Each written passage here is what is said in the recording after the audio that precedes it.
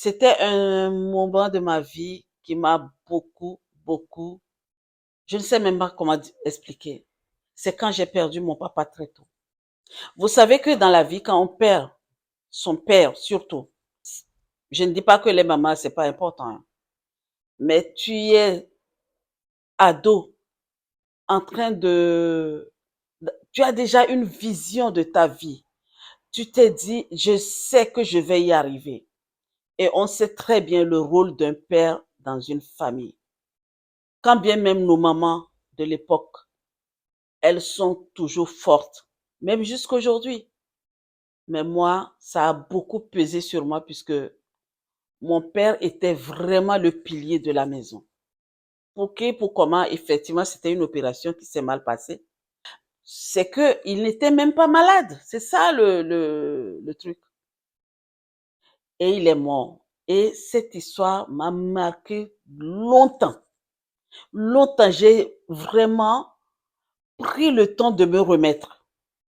Avec le maigre salaire de ma mère, ce n'était pas évident. On était 4 enfants chez ma maman. Oui, mon papa, il était polygame, mais chaque maman, finalement, doit s'occuper de ses enfants. Et ma mère avait un salaire vraiment, vous savez déjà, en Afrique.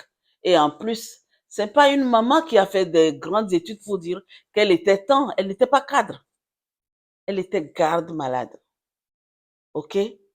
Et cette histoire, un, je pouvais pas vraiment continuer mes études parce que vous savez que en Afrique, c'est les papas. À la rentrée, on est tellement heureux d'avoir nos cahiers, nos stylos pour aller à l'école. Mais quand j'ai perdu mon père à 14 ans, vous entendez, à 14 ans, imaginez un enfant de 14 ans qui perd son papa, qui est un enfant très intelligent. Imaginez. Je vais jamais oublier cette histoire. Quand bien même il y en a beaucoup, j'ai des histoires à vous raconter au fil des temps. Oui, en fait, j'ai eu une très belle relation avec mon père quand j'ai été consciente que j'avais mon père. Tu sais, quand on est né, on était dans une famille, je dis, dans une maison familiale. Donc, c'était une grande maison, une très grande maison où ma grand-mère était là, mon grand-père était dans cette maison, ma mère, je voyais ma mère, mon papa était là rarement parce que c'est un monsieur qui travaillait beaucoup, si bien que je voyais que, et on m'a dit que c'était mon père, mais j'ai vraiment pris conscience de mon papa, c'est quand j'allais au CP1. Et ça, je vais jamais oublier. Et nous avons eu une relation très fusionnelle, tout comme mes frères et sœurs, hein. Nous tous, on était autour de papa. Et au moment où nous étions vraiment autour de lui, c'est quand il s'est détaché.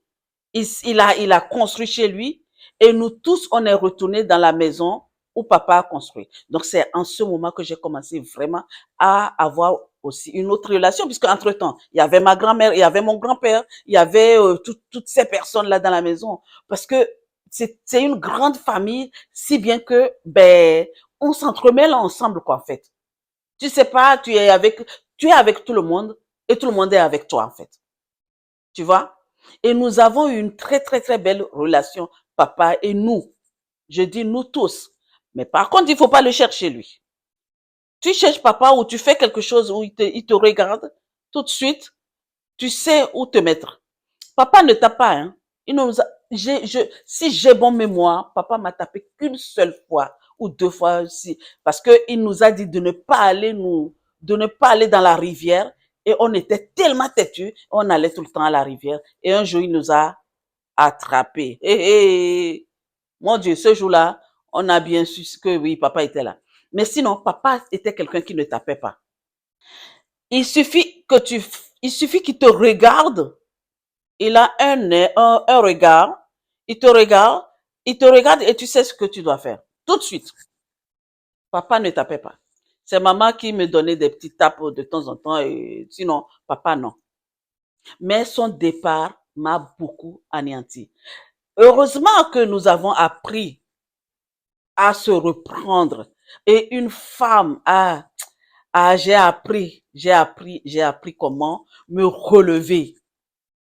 Tu vois, j'ai appris à me relever. Sinon, si ce n'était pas cela, je ne sais pas comment j'allais faire pour m'asseoir aujourd'hui devant les gens. Parce que toute ta vie, tu es ado. Je reviens que j'étais pas encore, j'avais 14 ans. 14 ans, subitement. Si la personne était malade, on sait que, ah, elle était malade. D'accord? Mais papa n'était pas malade. Papa était bien. Le mardi, le mercredi, papa dit qu'il rentre à l'hôpital pour une opération alors qu'il est bien. Vendredi, il part. Donc, mercredi, jeudi, vendredi. Imaginez comment allait être, comment j'ai vécu ça. Je ne dis pas moi seul, mais pour moi, ça m'a beaucoup affecté. Pour les autres, je ne peux pas parler parce que ben après ben il fallait que un tel tante, un tel oncle récupère un tel, un tel, un tel, un tel. C'est ça aussi le problème en Afrique. Nous sommes là, ben après tout il faut que les autres s'en chargent puisque papa n'est plus là. Mais moi, je suis restée avec ma mère un bon bout de temps. J'étais partie chez ma tante, ça s'est mal passé et j'étais obligée de retourner chez ma mère avec son maigre salaire, avec mes sœurs, mes 3 sœurs, il fallait qu'elles s'occupent de nous. Mais j'ai pris une autre décision finalement. La décision que j'ai prise, c'est ça qui m'a mise aujourd'hui ici. Il fallait que je me débrouille. Il fallait que je fasse ce qu'il faut faire pour subir à mes besoins. Apprendre un métier, vous voyez, apprendre un métier. Aujourd'hui, je vous parle de cette chaîne. Cette chaîne YouTube, si je l'ai créée, c'est pour aider les gens à sortir, à se reprendre dans des coups durs. Parce que la vie, je dis, elle est belle. La vie est belle et tout va bien. Mais il y a des moments difficiles. Ça, on le sait. Tout comme moi. Imaginez à 14 ans. Imaginez. Donc, dehors, comme on le dit, les gens, les influenceurs disent dehors est mauvais. Mais dehors n'est pas aussi mauvais que ça. Dehors a ses coups durs et la vie aussi a ses coups durs. Donc moi, je suis sur cette chaîne puisque je suis passée par des moments difficiles dans ma vie. Toi qui m'écoutes, toi qui es en train de m'écouter aujourd'hui, tu passes des moments difficiles, ne t'inquiète pas. Je dis et je leur ai dit, nous avons une force en nous, nous avons un pouvoir en nous pour nous relever. Et c'est ça que j'ai fait. C'est ce que j'ai fait pour me relever. J'ai continué à avancer avec papa ou sans papa, j'ai avancé. Et je ne dis, son énergie était aussi avec moi. Parce que c'est un père aimant. Papa nous a beaucoup aimés. J'ai vraiment, quand je ne vais pas, je sais pas comment vous dire. Donc sur cette chaîne-là, vous allez avoir beaucoup d'amour. J'appelle cette chaîne le goût de la vie. La vie, la vie a un goût, hmm, un bon goût. Si tu sais comment vivre.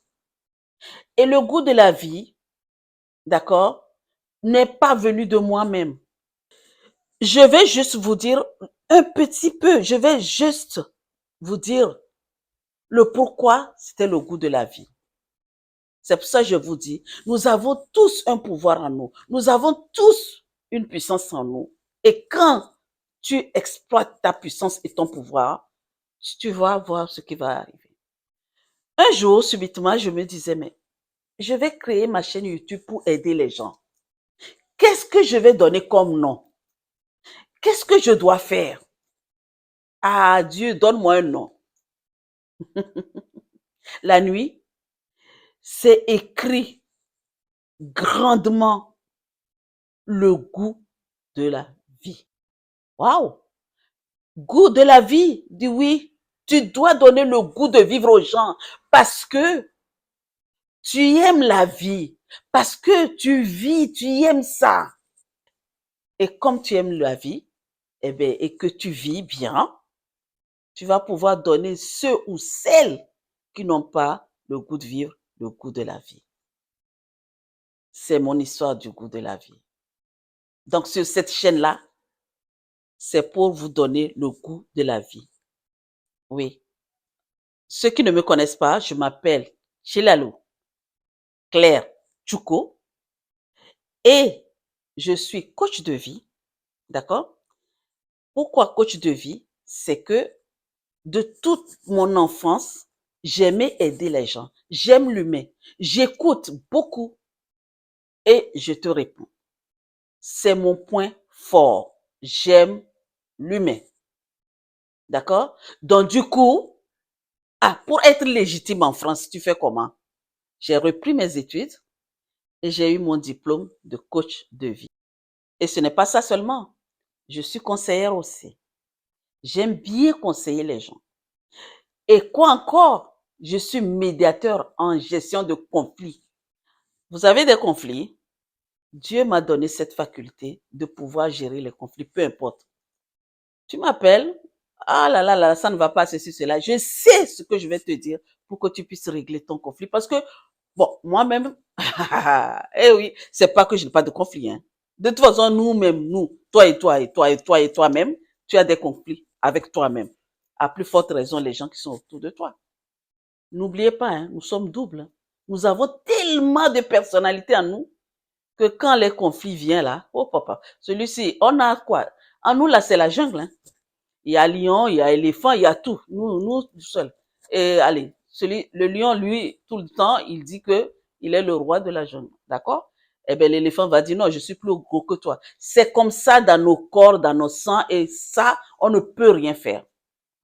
Donc, ma vision pour cette chaîne-là, c'est pour aider, vraiment aider l'humanité, pour aider énormément de personnes qui souffrent, qui pensent que la vie a un goût amer. Toi qui m'écoutes, je sais, tu vas dire que c'est facile à dire qu'à faire. Je sais que ce n'est pas évident et je peux te comprendre. C'est normal. Mais n'oublie jamais qu'il y a des gens comme moi, comme d'autres personnes aussi, qui sont sur la chaîne YouTube. Il y a d'autres personnes qui sont là pour aider. Ça arrive. La vie, il faut savoir comment tu vas la prendre. D'accord? Donc, la vision de cette chaîne, c'est de vous aider et d'aller loin sur votre parcours de vie. Tu as une voie, tu ne sais pas laquelle prendre. Tu as plusieurs voies, elles sont écartées. Plusieurs voies devant toi, tu ne sais pas laquelle prendre. Il y a le goût de la vie. On prendra la voie sur laquelle c'est écrit le goût de la vie. Ensemble. Donc, toi qui m'écoutes, si tu as besoin de parler, si tu veux me poser des questions, n'hésite pas à me contacter dans la chaîne, dans la description de cette chaîne-là, il y a mes coordonnées là-dedans. Donc, tu as besoin de parler? Tu as besoin de poser des questions? Je suis là et je vais te les répondre. D'accord? Sur ce, je te souhaite une très, très, très, très belle journée, une merveilleuse année. Concentre-toi sur toi-même. Ne regarde ni à gauche, ni à droite. Regarde devant toi. Je sais, ce que je sais est que la vie, elle est belle. Et tu sais que tu peux encore la rendre encore plus belle et avoir le goût de la vie. Toi et toute ta famille. Allons vivre. Allons savourer le goût de vivre. Et à très bientôt.